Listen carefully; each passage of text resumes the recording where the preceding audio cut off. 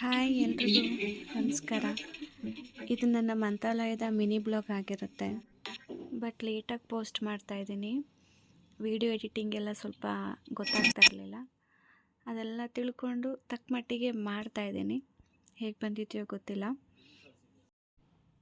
ಬೆಳಗ್ಗೆನೇ ಬೇಗ ಎದ್ದು ಎಲ್ಲ ಕೆಲಸ ಮುಗಿಸಿ ದೇವ್ರ ಪೂಜೆ ಮಾಡಿ ಟಿಫನಿಗೆ ರೆಡಿ ಮಾಡಿಕೊಂಡು ಮಧ್ಯಾಹ್ನ ಊಟಕ್ಕೂ ಎಲ್ಲ ಇಲ್ಲೇ ಪ್ಯಾಕ್ ಮಾಡಿಕೊಂಡು ಹೊರಟ್ವಿ. 9:30ಗೆ ನಾವು ಇಲ್ಲಿಂದ ಹೊರಟಿದ್ದು. ಆಲ್ಮೋಸ್ಟ್ ತಿಂಡಿ ಎಲ್ಲ ಮನೆಯಲ್ಲೇ ಮಾಡ್ಕೊಂಡಿದ್ವಿ. ಲೇಟ್ ಆಗಿಬಿಡುತ್ತೆ ಅಂತ ಮತ್ತೆ ಮಧ್ಯದಲ್ಲೆಲ್ಲರೂ ನಿಲ್ಲಿಸೋಣ ಅಂತಲೂ ಒಂದು ಪ್ಲ್ಯಾನ್ ಇತ್ತು. ಲೇಟ್ ಆಗುತ್ತೆ ಅಂತ ಎಲ್ಲ ಮನೆಯಲ್ಲೇ ತಿಂಡಿ ಮಾಡ್ಕೊಂಡ್ವಿ. ಹೋಗ್ತಾ ದಾರಿಯಲ್ಲಿ ಹೂವು ತೊಗೊಂಡೆ, ಮಲ್ಲಿಗೆ ಹೂವು. ಒಂದೂರು ನನ್ನ ಹೋಗುವಂದರೇನು ಸ್ವರ್ಗದಂತ ಊರು ನನ್ನ ಹತ್ತಿರ ಕರೆದೈತೆ.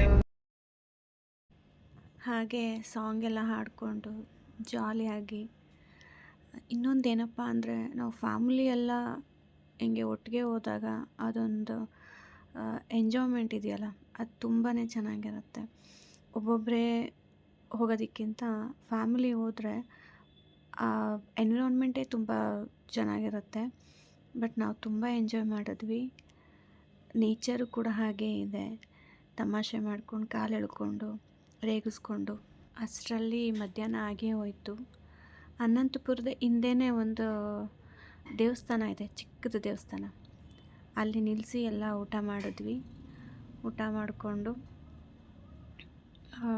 ಸ್ವಲ್ಪ ಹೊತ್ತು ಅಲ್ಲೇ ರೆಸ್ಟ್ ಮಾಡಿ ಒಂದು ಸ್ವಲ್ಪ ಹೊತ್ತು ಟೈಮ್ ಸ್ಪೆಂಡ್ ಮಾಡಿದ್ವಿ. ಚೆನ್ನಾಗಿತ್ತು.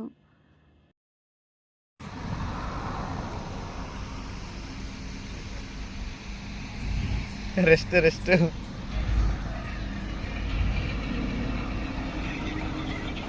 Last day with my years. ನಾಳೆ ಬೆಳಗ್ಗೆ ಈ ಕೂದಲು ಹೋಗ್ಬಿಡುತ್ತೆ.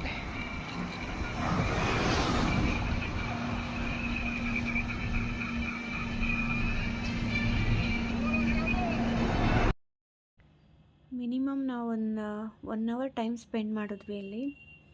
ತುಂಬ ಎಂಜಾಯ್ ಮಾಡಿದ್ವಿ. ತುಂಬ ಚೆನ್ನಾಗಿತ್ತು ಪ್ಲೇಸ್ ಎಲ್ಲ ಆ ಕಡೆ. ಆಮೇಲೆ ಇನ್ನೊಂದು ಏನಪ್ಪ ಅಂತಂದರೆ ನಾವು ಈ ಥರ ಓನ್ ವೆಹಿಕಲಲ್ಲಿ ಹೋದಾಗ ಎಲ್ಲನ್ನಲ್ಲಿ ನಿಲ್ಲಿಸ್ಕೋಬೋದು, ಎಷ್ಟೊತ್ತು ಬೇಕಾದರೂ ಅಷ್ಟೊತ್ತು ಇರ್ಬೋದು, ಟೈಮ್ ಸ್ಪೆಂಡ್ ಮಾಡ್ಬೋದು. ನಾವು ಬೇರೆ ಬಸ್ಸಲ್ಲಿ ಹೋಗ್ತೀವಿ ಅಂತ ಅಂದರೆ ಇಷ್ಟೇ ಟೈಮಿಂಗ್ಸ್ ಇರುತ್ತೆ ಅದಕ್ಕೆ ಹೋಗೋದಕ್ಕೆ ಬರೋದಕ್ಕೆ. ಹಾಗಾಗಿ ಓನ್ ವೆಹಿಕಲ್ ಬೆಸ್ಟ್ ಅಂತ ಹೇಳ್ಬೋದು. ಮತ್ತು ಅಲ್ಲಿ ತಾಟಿನಿಂಗ್ ಕೂಡ ಫೇಮಸ್ ಇದೆ. ಆ ಪ್ಯಾಕಿಂಗ್ ಮಾಡಿರೋದು ನೋಡೇ ಫಿದಾಗಿಬಿಡ್ಬೇಕು, ಅಷ್ಟು ಚೆನ್ನಾಗಿ ಕೊಡ್ತಾರೆ. ತುಂಬ ಎಂಜಾಯ್ ಮಾಡಿದ್ವಿ. ತುಂಬ ಚೆನ್ನಾಗಿತ್ತು.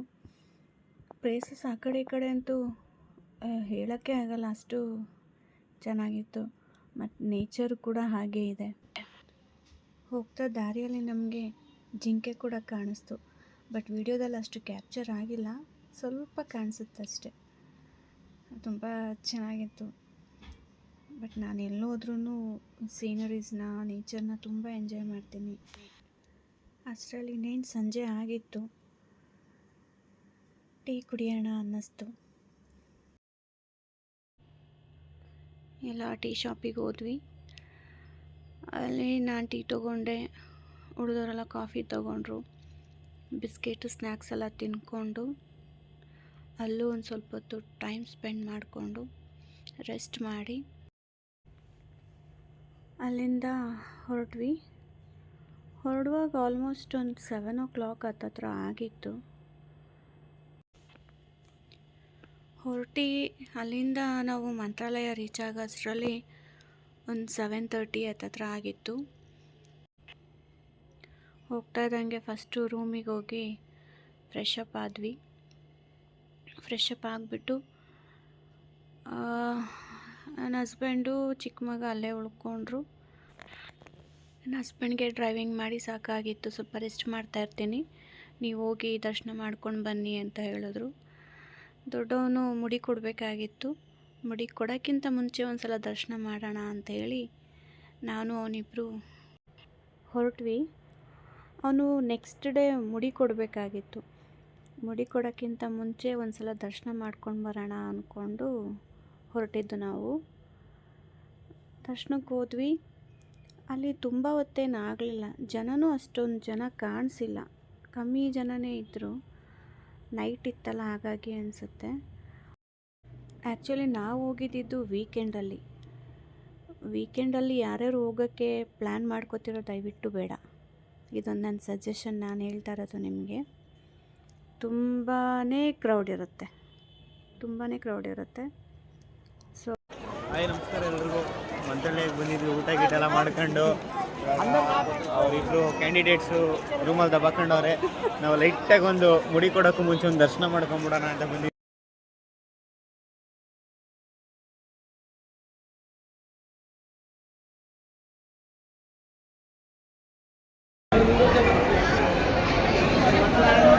ಶರ್ಟ್ ಬಿಚ್ಚಾಗಿ ಹೇಳಿದ್ರು, ಶರ್ಟ್ ಬಿಚ್ಚಿದ್ದೀನಿ, ಇಲ್ಲಾಂದರೆ ಹೊಡೆದೀಚೆ ಕಳಿಸ್ತಾರೆ. ನಮ್ಮಮ್ಮ ದೇವ್ರ ದರ್ಶನಕ್ಕೆ ಬಾ, ದೇವ್ರ ದರ್ಶನ ಮಾಡು ಅಂತಾರೆ ನೋಡ್ರಿ. ಇಲ್ಲಿ ಈ ಥರ ವೀಡಿಯೋಗಳು ಮಾಡ್ಕೊಡ್ಬೇಕಂತೆ.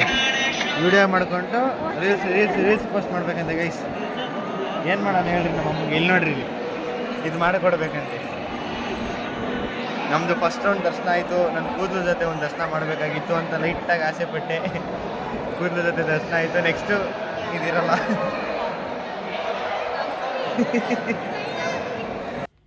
ನೈಟ್ ದರ್ಶನ ಮುಗಿಸ್ಕೊಂಡು ಅಲ್ಲಿ ಸ್ವಲ್ಪ ಟೈಮ್ ಸ್ಪೆಂಡ್ ಮಾಡಿದ್ವಿ. ಹಸು ಜೊತೆ ಎಲ್ಲ ಫೋಟೋ ತೊಗೊಂಡು ವಿಡಿಯೋಸ್ ಮಾಡಿಕೊಂಡು ತುಂಬ ಚೆನ್ನಾಗಿತ್ತು. ತುಂಬ ಎಂಜಾಯ್ ಮಾಡಿದ್ವಿ. ಬೆಳಿಗ್ಗೆ ಎಲ್ಲ ರೆಡಿಯಾಗಿ ಹೊರಟ್ವಿ. ಚಿಕ್ಕವನಿಗೆ ಪಂಚೆ ಉಡೋಕ್ಕೆ ಬರ್ತಿರ್ಲಿಲ್ಲ, ನಮ್ಮ ಮನೆಯವ್ರು ಕಟ್ಟಿಕೊಟ್ರೋದು ಅವನಿಗೆ. ನಮ್ಮ ಅಣ್ಣ ಮುಡಿ ಕೊಟ್ಟಿದ್ದಾನೆ ಗಾಯ್ಸ್. ಮುಡಿ ಕೊಟ್ಬಿಟ್ಟು ದರ್ಶನ ಸಿಕ್ಕಿಲ್ಲ.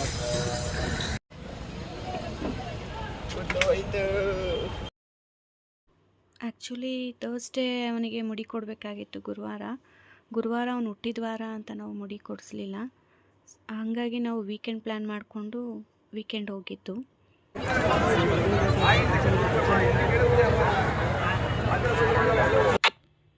ಎಲ್ಲ ಇವಾಗ ದರ್ಶನಕ್ಕೆ ಹೊರಟ್ವಿ.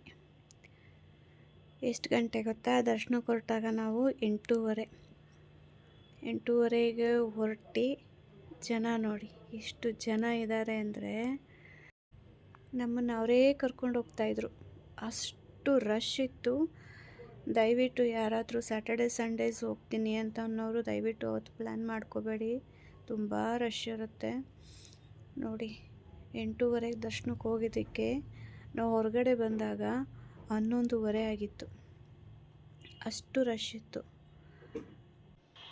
ಅಷ್ಟೊಂದು ರಶ್ ಇದ್ರೂ ಕೂಡ ದರ್ಶನ ಮಾತ್ರ ತುಂಬ ಚೆನ್ನಾಗಾಯಿತು.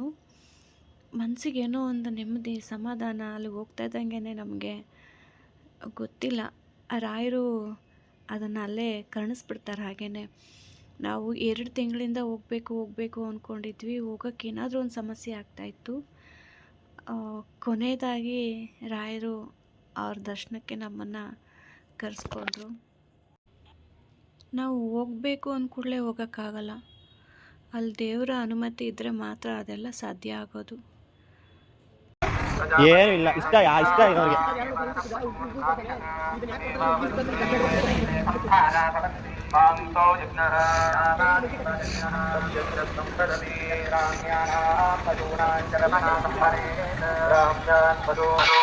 ದರ್ಶನ ಮುಗಿಸ್ಕೊಂಡು ನಾವು ಪಂಚಮುಖಿ ಆಂಜನೇಯ ದೇವಸ್ಥಾನಕ್ಕೆ ಹೋಗೋ ದಾರಿಯಲ್ಲೇ ನಮಗೆ ಅಭಯ ಆಂಜನೇಯ ಸ್ವಾಮಿ ದೇವಸ್ಥಾನ ಸಿಗುತ್ತೆ. ಅಲ್ಲಿ ದರ್ಶನ ಎಲ್ಲ ಮುಗಿಸ್ಕೊಂಡು ಅಲ್ಲಿಂದ ಪಂಚಮುಖಿ ಆಂಜನೇಯ ದೇವಸ್ಥಾನಕ್ಕೆ 8 ಕಿಲೋಮೀಟ್ರ್ ಆಗುತ್ತೆ. ತುಂಗಾ ನದಿ ನೋಡಿ, ಇದು ನದಿ ನೋಡಿದ್ರೆ ನನಗೆ ರಾಯರದೊಂದು ಹಾಡು ನೆನಪಾಗುತ್ತೆ.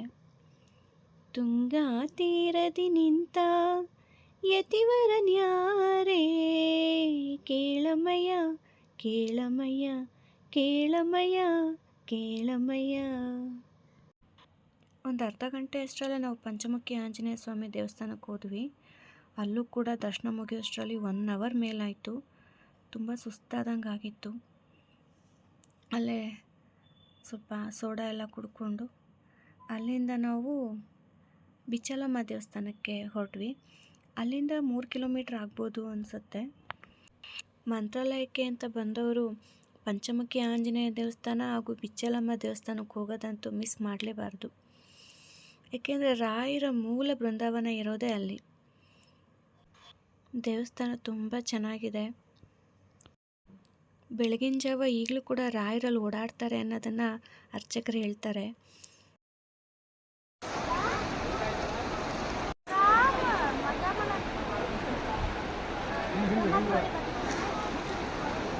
ದರ್ಶನ ಎಲ್ಲ ಮುಗಿಸ್ಕೊಂಡು 3 ಗಂಟೆಗೆ ಅಲ್ಲಿ ಹೊರಟ್ವಿ.